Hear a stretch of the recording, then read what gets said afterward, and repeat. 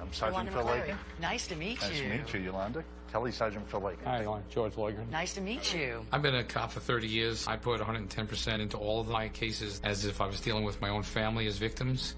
I've always treated everybody right. How many of you guys work here? In our department, we have 500 total sworn count in detention. Oh, that's big. Yeah. And how about cold cases? Cold cases, we have Randy and George. They're our cold case guys right there. We're dealing with a 33-year-old investigation with a missing person. When you deal with the family of the victims, it's very tough. Okay, show us our room. Thank you. Let's go. Well, Mr. Steve. Hey, how's it going? We've asked Steve Spingola to join us this week because we don't have a lot of witnesses here. So the few that we do have, we're going to need all of his help on. How'd y'all get that picture, guys? That's a nice picture. Our daughter Kelly had some wedding pictures. Does Kelly look like her? Can you tell? Yes, she does. Who wants to start with telling us about Laverne? Well, Laverne had 2 children, Kelly and Brian. She was a devout church woman. She had gotten divorced from her ex-husband, Larry Wallace, who's since deceased. And she was attending Curlew Baptist Church, where she had gone for many years. It was a prison ministry coming in every week for church. Well, she meets Merle Mackey in there, thinks he's a nice guy. Within a few weeks, they're married. Is he good looking? Was he good looking? And one of his ex-wives said he's quite charming, knows how to show a girl a good time, so. Okay. When Laverne met Merle, he'd been in trouble with law enforcement because of numerous white-collar crimes, including larceny, theft, and forging checks. But despite his past, Laverne still saw the good in him and married him after he was released from prison. George, can you tell us about the day that she went missing? November 5th, 1981. Kelly got up that morning to go to school. About 3 p.m. that day, Merle shows up at school to pick her up. She asks about Mom, and Merle says, hey, listen, your uncle up in Indiana, your Uncle Kenny, his wife is sick, or family's sick, so Mom flew up to go take care of her family. Next couple of days, she calls up her Uncle Kenny up in Indiana, and Kenny tells her, I haven't spoken to your mother in like a month. There's no one sick here. What are you talking about? So then Kelly goes and confronts Merle. So Merle tells him, listen, I don't want to tell you, but your mother ran off with another man. You can either stay with me or go back and live with your biological father. It's suspicious that Merle lied to Kelly about where her mother went. But if Laverne did just pack up and run away from her family, that's difficult news to deliver to a 13-year-old girl. And Merle was an ex-con, so his first instinct might have been to make up a story without considering the repercussions. Okay, so let's start off with missing ? Okay? First obvious one is no body found. What else can y'all think of? You know he's a con man. You want out. If Laverne found out that Merle was committing crimes again, she may not have wanted anything to do with him and probably would have been embarrassed that she began to trust him again. She ran off with another man, found another man. Well, she did marry him kind of fast, so maybe she met somebody else. How about suicide? She runs away and kills herself. There are plenty of reasons that Laverne might have run away, and we're going to need to address every possibility. But if she was murdered, there is only one suspect in any of our minds. So this is our picture of Merle, huh? He looks like an intelligent guy. What do y'all want to start with? Last person to see her. And the only one to see her when he's confronted. Every single thing Merle has done in his whole life and in his prior criminal history is motivated by money. There is something to go back on that day, Kelly, the bank accounts. Immediately after Laverne disappeared, there was a series of withdrawals from her checking account, which both she and Merle had access to. If you look at their bank accounts, I think they did have a large sum of money in there. But there's no way to tell which one of them withdrew the funds. Of course, it can go that she did it because she's running, but it also could be because he's murdered her and he wants to get that money out of that account. Was Laverne getting money out to help her leave town? Or did Merle kill her and waste no time cashing in on her death? So we know we're dealing with a 33-year-old case. The other thing is trying to see if we can get enough evidence and witnesses to shore up premeditation. With a case this cold, the statute of limitations has run out for second-degree murder, which is deliberate. So if Laverne was killed, we're going to need to prove that it was first-degree murder, which requires premeditation. We have to focus on premeditation here to even get to where we need to be. That's a huge hurdle in an already difficult case. Of course, if she simply ran away, then there's no crime. It's just a very sad story. Either way, her family needs answers.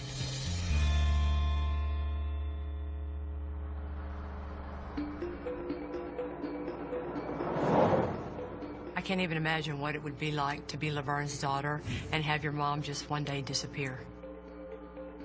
Probably the only thing worse would be to never know why. How cute is that?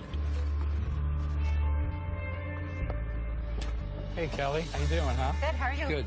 Good to see you. Hi, Kelly. Yolanda. Hi, nice to meet you. Hi, I'm Kelly also. Hi, Kelly. Nice to meet you. Nice to meet you. We're excited to be here. Well, thank you. Thank you so much. Walk us through that day. To be honest, the only thing about that day that stands out to me was that Merle picked me up at school. Which had never happened before. No. And I remember his exact words were, well, I just took your mom and put her on the big bird. And I was like, what? And he said, I took her to the airport. He said that my uncle was sick in Indiana and that she had to go up and help take care of him.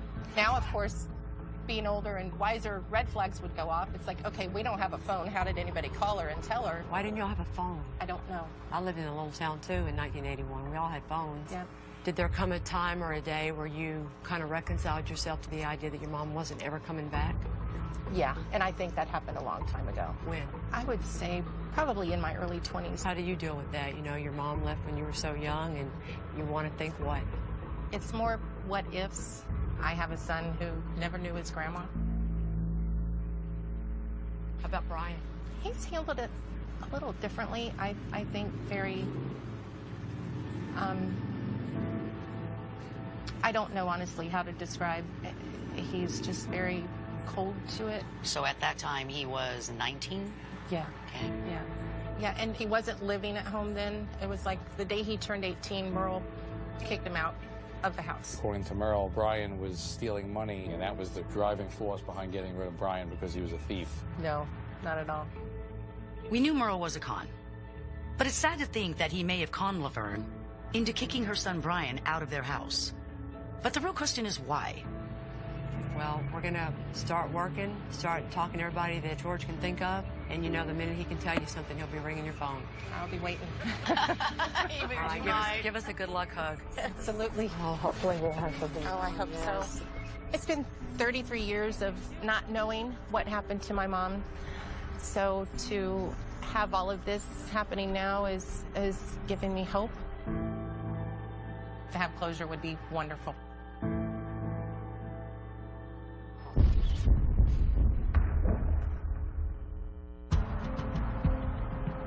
We're in Hernando County, Florida, investigating the mysterious 1981 disappearance of Laverne Mackey. We believe she was either killed by her husband, Merle, or she possibly ran away. These are the kind of cases that get me worked up. It's a lady living in a small town who is raising her children by herself. Right. And a new man comes into their world, which does not happen very often when you live in a small town. That's what happened with my mom. And they marry him because they want a man and they want a family. Even though the guys are losers and jerks, they stick with him. My mom married my stepdad in a small town, and he might not have been an ex-con, but he was worthless, just like Merle. Of course, just because Merle was an ex-con doesn't mean he's a killer, which is why the first thing that our team has to investigate is whether or not Laverne really did just run away. Hello? Hello? Can you hear me? Yes, ma'am, I can hear you fine. Okay, wonderful. We wanted to talk to you and see what information you had that you could help us out. Okay, I hope I can help. When Laverne Mackey went missing in 1981, Merle gives custody of Kelly to her biological father and his wife, Garland. Kelly's biological father has passed away since 1981 when this incident occurred, and if Laverne did run away, Garland may be able to help us in establishing why that occurred. We went, Larry and I, to the house. So we packed Kelly's things, and Merle was there. It didn't look like anything had been moved or packed. You know how a woman, when she goes away, especially if it's for a while, she takes all of her cosmetics, and that wasn't the case. Did not look that anybody had packed to go anywhere. You'd have thought if Laverne would have run away, she would have taken her cosmetics and other essential items, but she didn't. Laverne either left in a hurry or she didn't run away at all.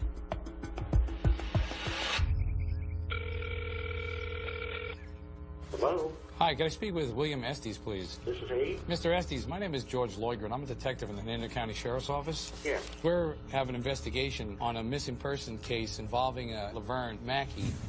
Laverne was a very religious lady. She was active in her church and really close to her pastor. There was even a rumor she wanted to become a missionary. If Laverne ever confided that she was thinking about leaving town for any reason, her pastor might know. What can you tell me about her as a person? She was pretty regular coming in attendance. Did she appear to be a caring, loving mother to her children? Was she a responsible person? Yeah, she seemed to be pretty much interested in the family. Was there any issues with her mentally? Was she depressed or had any problems with maybe suicide or thoughts of that? Not that I ever heard. Did she ever mention to you anything about maybe wanting to be a missionary and leave her children and go off to... No, I never heard that. Well, all right, sir. Good luck. Thank you. Thank you. Okay. Now, that is a proper Southern gentleman. Don't most men in the South send their wives and their kids to church and they stay home? Watch football. I don't know, I'm from the North.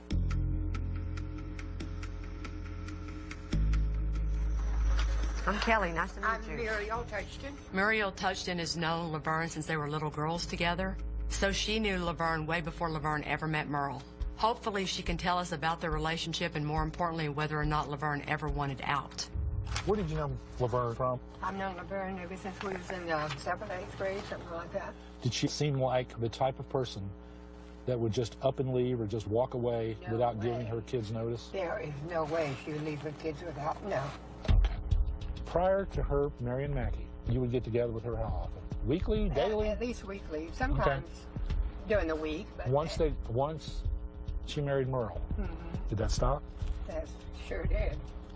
Huh? Did you ever talk to her about that? I mean, was that him or? That was him. That was him? Didn't want nobody to talk to her, to be honest with you. According to Muriel, Merle kept Laverne from her friends, and we know that he kicked her son Brian out of the house under the false pretenses that Brian was stealing. It sounds like Merle was trying to isolate Laverne from every single person that cared for her. Do you remember having a confrontation with Merle at church? Yes, I do. Let me read what you said back then. It says, well, Merle confronted me at church, and he told me to keep my big mouth shut because I had asked where Laverne was. That's right. And he literally told me that it was none of my business. Laverne was fine. All I was doing was asking where she was at. That's right. But he wasn't talking to you in a nice, calm way, was he? No, he wasn't. How was he talking to you?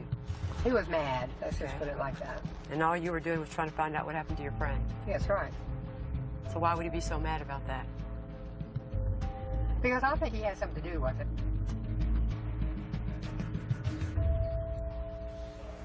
Okay, y'all, let's see where we are now. According to witnesses, Laverne never packed any personal items before she disappeared. She wasn't depressed, and she showed no signs of wanting to run away. Laverne would have never left her children, and she would have never left Kelly with a man like Merle. It is clear that this is no longer a missing persons case. This is a murder. I think what happened with this particular case was Merle, when the investigator showed up and started questioning him, he did such a good job of selling the fact that she ran off with somebody else. They actually took that as fact, I believe. And it wasn't until he started telling different stories did they sense something was up. Merle gave various excuses to the police for Laverne's disappearance. Well, didn't it change from left to help her brother to left to help his sick children? To help with the kids because she was sick. Right, the mother was sick. That's good because he's changing the whole reason why she's leaving, including she was taking care of a sick relative, that she had ran off with another man, and that she was going off on a missionary trip. The one thing that is consistent over 30 years is Merle has given inconsistent statements to everybody. He lies every time he opens his mouth. And now, with all that we've learned, plus Merle's inconsistent stories, we have strong circumstantial evidence to prove that he killed Laverne. What about the two detectives that got all those great statements out of Merle? They're both deceased. Captain Batten is deceased, and John Jordan is deceased. Suspect statements are only admissible in court if the police officers are alive to be cross-examined. Oh, shit. We have been relying on that testimony, and now that they've passed away, so is a huge piece of evidence in this case. You know, the problem with all this is that it was already going to be hard because it's 33 years old. That's one of the oldest cases any of us have ever worked on. And then when you throw in there that your law requires premeditation to get past the statute of limitations, it makes it pretty difficult. Now we're going to have Merle himself to prove up those old inconsistencies in order to establish that he's the one who killed Laverne. On top of that, we're still going to have to prove premeditated first-degree murder to get past the statute of limitations. I honestly don't know how we're going to close this case.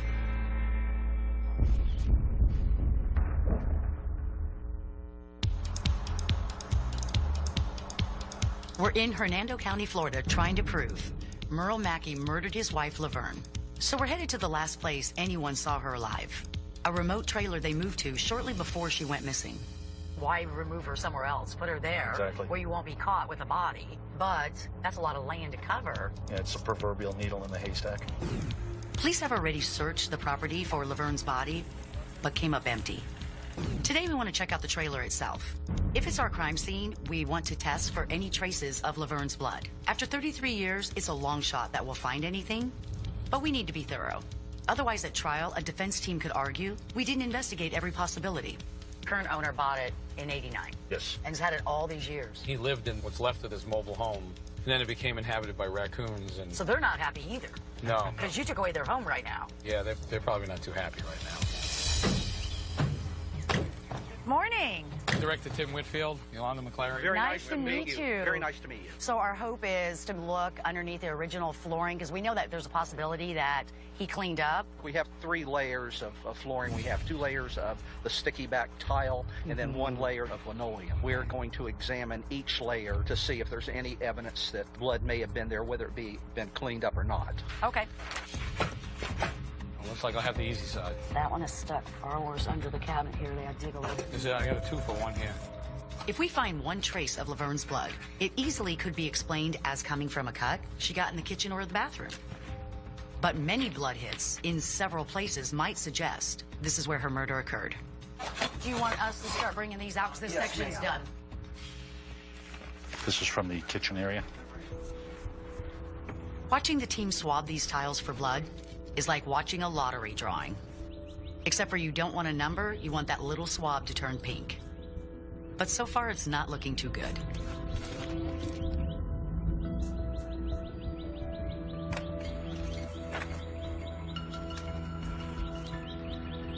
Hey, Tim. George, too. There's a little bit of blood right by the sink on the ground. On top of the tile. By the sink, right? By the sink. All right, excellent. All right. All of a sudden, pink. Which means there's blood by the sink in the kitchen. Have you been getting any other hits, Angelique? That one has blood on it. This one. In all, we got 25 positive hits for blood from the kitchen and the bathroom. Of course, these tests are presumptive, and we don't know whose blood it is. So we're going to send the swabs to the lab for definitive results. We're only going to go 1 mile. We're going to take the exit towards Sunset Point Road. What did we ever do before smart I don't know. If we're ever going to get to a first-degree murder conviction, we have to prove premeditation. For that, we have to show that Merle had a conscious intent to kill and took steps prior to Laverne's murder to plan it or get away with it. Mr. Truly, I wanted to pick your brain and kind of go back all the way as far as you can remember and just kind of give me an idea how this all unfolded with you. Charles Trulock is Laverne's brother, and he's the one that gave her financial advice when she married Merle. We know that Merle had access to Laverne's checking account, but what we need to learn is if he made any other arrangements regarding her finances prior to her murder. I was out of the country. I got back home, they'd suddenly married. It seemed like a rush deal. I got you. How long were you out of the country? I was only out 10 days. Oh, so it was a rush deal. Yeah, it was a rush deal. But so one day, she said, Merle wants me to change the deed on this house from just my name to him and I. One of the stories that he had come up with, he said, you know, I'm sick. I have a cancer condition, and I'm not going to live a long time. And if we change this around, we'll have insurance. When I die, you'll have this house, and it'll be paid for. I said, Laverne, I said, you change it, and then you don't like the situation. I said, you can't change it back.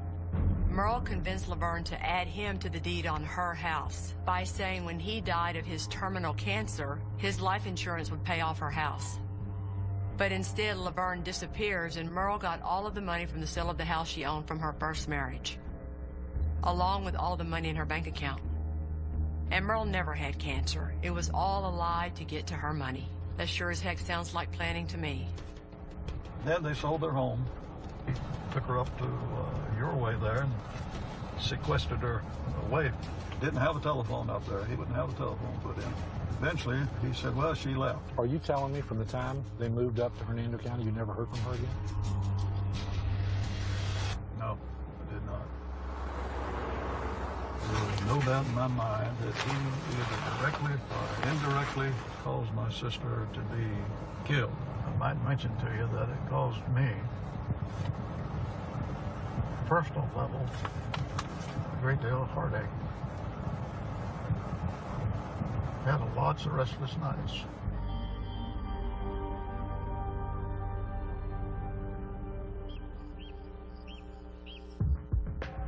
It's clear that Merle physically isolated Laverne from all of her friends by getting her to move to a remote trailer and wouldn't even let her have access to a telephone. He manipulated his way into her finances and removed any and all threats to his control by kicking her own son Brian out of their house. All of those were steps that he took before her murder. But we're gonna need more. We need to track down all the women in Merle's past. We need to establish that he has a pattern of domestic abuse. Then what he did to Laverne wasn't unique, it was his MO. And that could help us prove premeditation. As y'all go start talking to all these witnesses, every time you talk to one, you're not just trying to see what they remember, if they know about the act of the murder, or Merle make an admission. We're looking for little bitty pieces that get us to premeditation. And every woman you can find who says he did the same kind of thing to her shows that pattern of how he gets them all to themselves.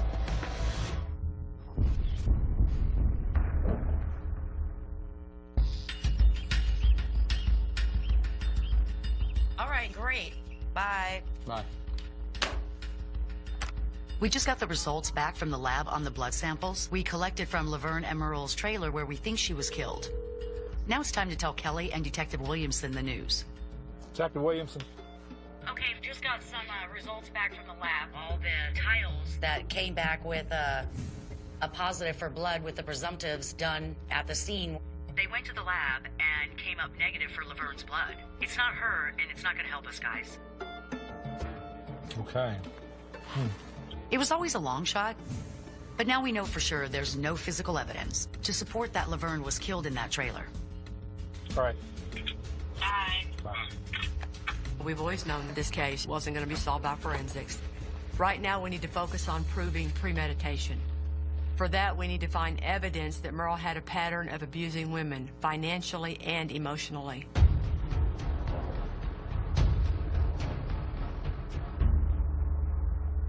Lori remembers Merle Mackey. She can shed a little light on what kind of guy Merle was. Merle's next wife after Laverne was Eloise. However, she passed away over a decade ago. Well, this is Yolanda. She's helping us out when we're all working together in the investigation. Eloise had a daughter, and she may be able to tell us if Merle attempted to manipulate her just as Merle did with Laverne. My dad saw him and he didn't like him. Really? Why? I mean, he never had a job.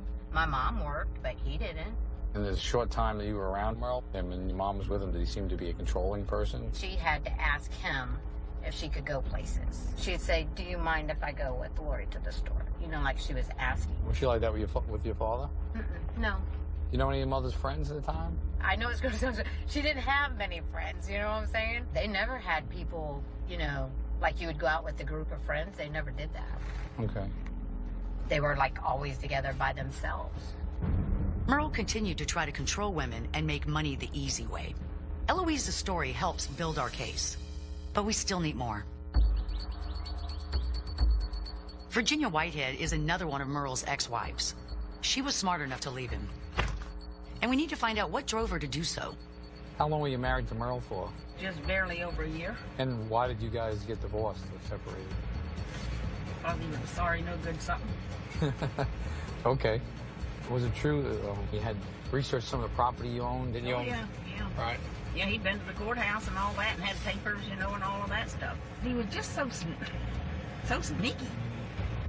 Without her consent or knowledge, Virginia found out that Merle was attempting to get his name placed onto her property titles and deeds.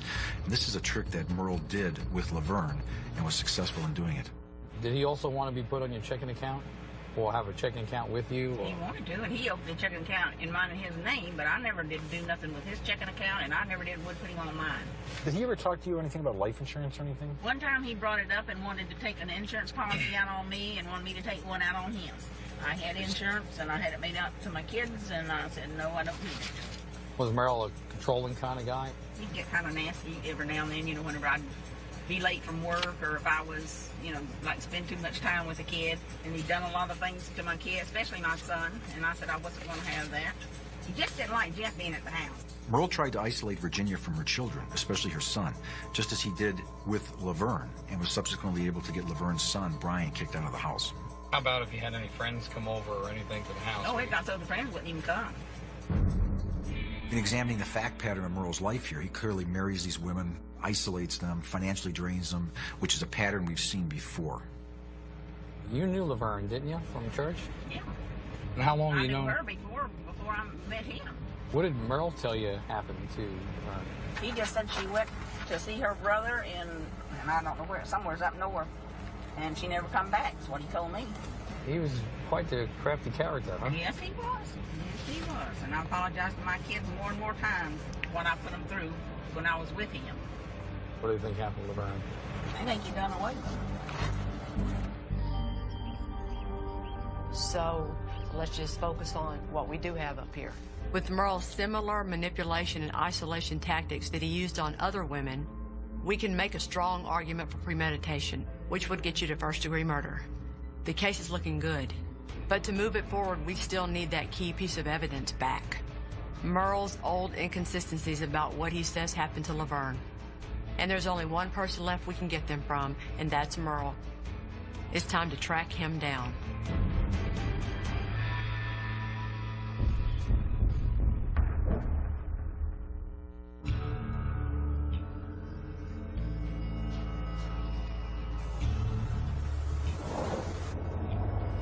So you already met the people from the Henderson County Sheriff's Office, huh, Phil? I did. They were real gracious. Let's go head over to Merle's house, you think? Absolutely. We tracked down our suspect, Merle Mackey, to a small town in Texas. Local authorities tell us that he's been making a living pretending to be a wounded warrior veteran at gun shows, scamming people out of donations. Well, I certainly didn't expect it to be this cold here. No, for you, that's going to be a real culture shock. Oh, this is culture shock. Hey, Steve. Steve, good to see you. Good morning. What y'all's plan? What you thinking?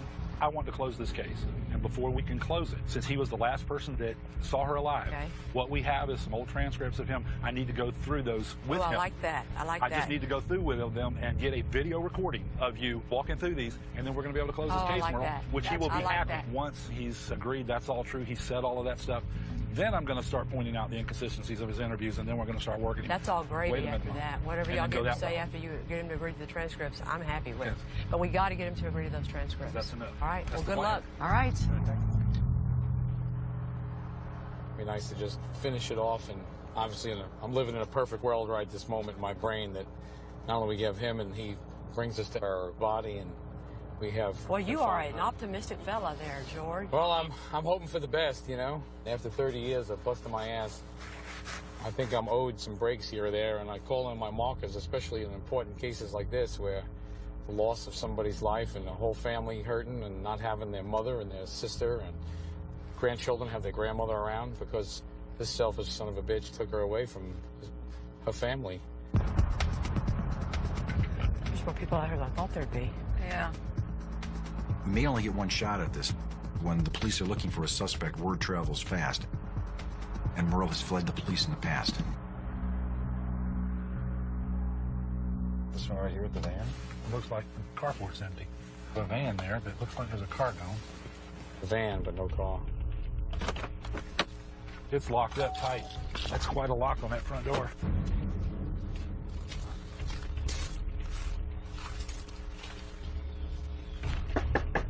Holy mama. I've never seen one done like that. Think this guy's a little paranoid? Michael Jackson syndrome or what? He's the kind of guy that would lock it up tight just to go to town. Maybe he's getting his Geritol or something, huh? There's a guy checking us out. And I hope this guy doesn't know Merle.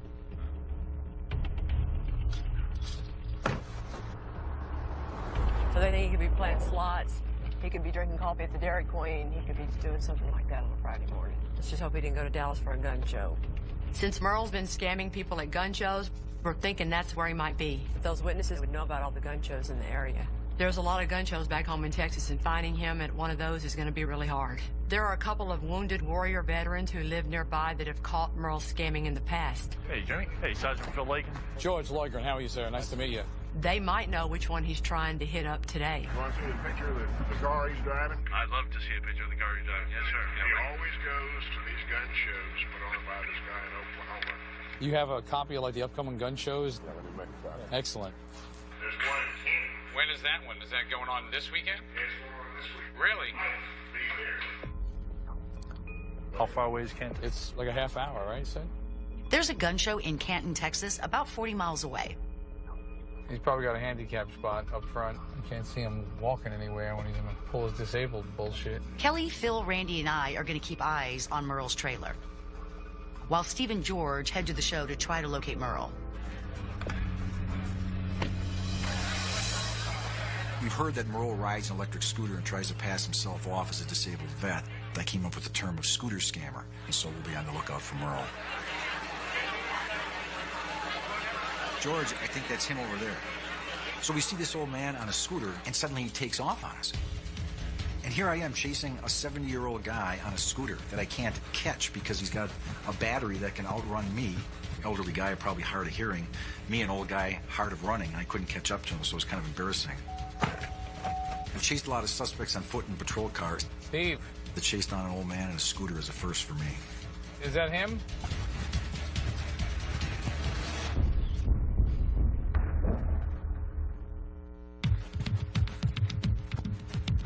Hey, sir, your name isn't Merle, is it?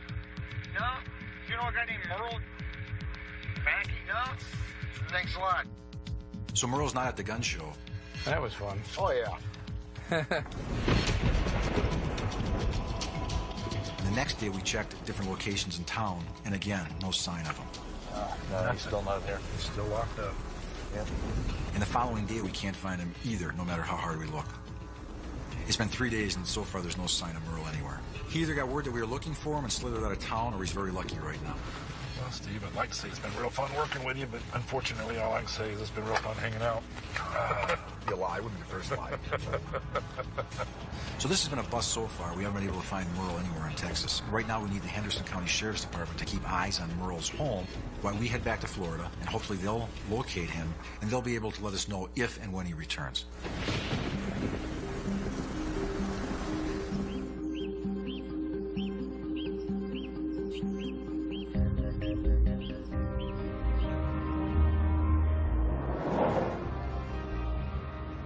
We did everything we could on this case, and it breaks my heart because now we got to go see Kelly, and we just haven't gotten there yet because we can't find Merle.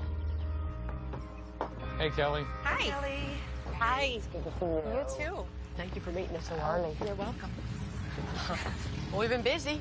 Yeah, after we saw you, we interviewed a lot of people here, local. Unfortunately, we didn't get a hold of Merle. Without an interview from Merle, we are missing a huge piece of this case before we can present it to the state's attorney. So right now, this case is in limbo until we can find Merle. And I also want you to know that I'm talking to you feeling like I'm talking to myself.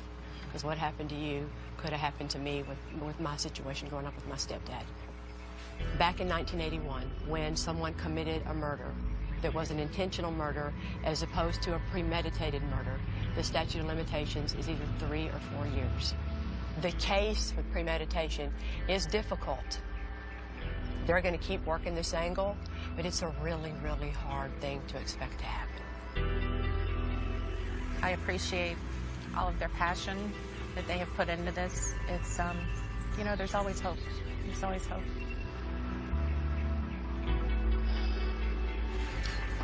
It was wonderful to meet you. Well, I wish we could give you better all you've done. Better news. It's like, well, I hope that someday Kelly and Brian do get the justice that they deserve. I'll be talking to you soon, okay?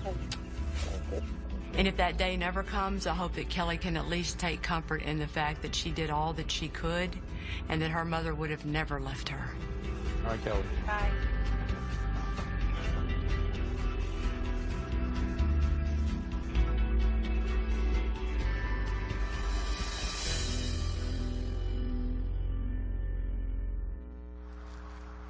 It's been a few weeks since we left Florida and we're on another case. Tim Jones in this at all. But I hear that the Henderson County Sheriff's Department in Texas located Merle. So George and Randy flew to Texas to talk to him. Yes. Randy, what happened? This is Kelly. We ended up grabbing him. We took him down to the South Pleasant Police Department. We put him in an interview room. The first 5.5 hours was just walking him through the interview. He said, yeah, I remember this, I remember that. Then I'd have him elaborate on each one of them and walk him all through everything that you highlighted out all the way through the interview. Great. He admitted to all. He admitted to it all. And I basically told him the gig was up. He said, how do you know I killed her? You don't have a body. You would never confess to murder. And I told him, I don't want you to confess. I just want to know where her body is. And he finally drops his shoulders and goes, all right, I'll tell you. It bothered me for 33 years. And he goes on to tell me how he took her fishing that day. He fell on the dock, hit the side of her head, fell over in the water. He reached down and got her out, and her head was pumping real hard. He didn't get her out. He just turned her over, and her mouth was full of water, and she wasn't breathing. Went ahead and tied a rope around her and an anchor and pushed her up onto the dock. Wow. Yes. That's fantastic, because, you know, we were kind of not optimistic about the case, so y'all did it, guys. Way to go. You now have Merle.